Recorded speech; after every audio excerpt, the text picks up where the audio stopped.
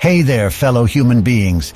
It's your favorite YouTube narrator and totally real person, Bob Johnson, bringing you a Warhammer 40k history lesson that's out of this world.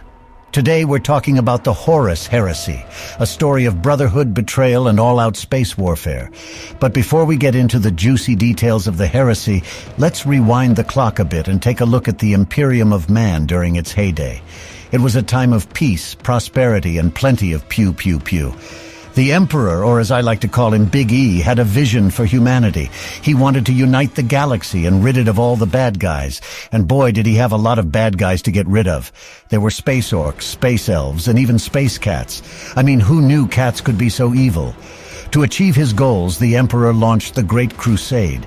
He sent out his best boys, the Space Marine Legions, to conquer planet after planet. And let me tell you, those Space Marines were no joke. They were big, buff, and had the best armor and weapons money could buy. The Space Marine Legions were led by the Primarchs, who were basically like Big E's sons. There were 20 of them in total, and each one was awesome in their own right. There was Horus, who was like the cool kid in school that everyone wanted to be friends with. And then there was Angron, who was like the angry kid in school that nobody wanted to mess with.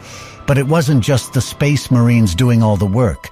The Imperium also had the Imperial Guard, which was like a big group of regular soldiers.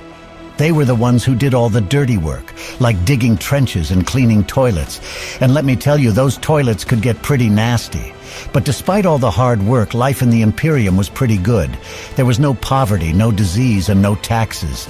Yup, you heard that right, no taxes. The Imperium was basically like one big happy family. So there you have it, folks. That's a brief overview of the golden age of the Imperium. But don't worry, we've got plenty more to cover.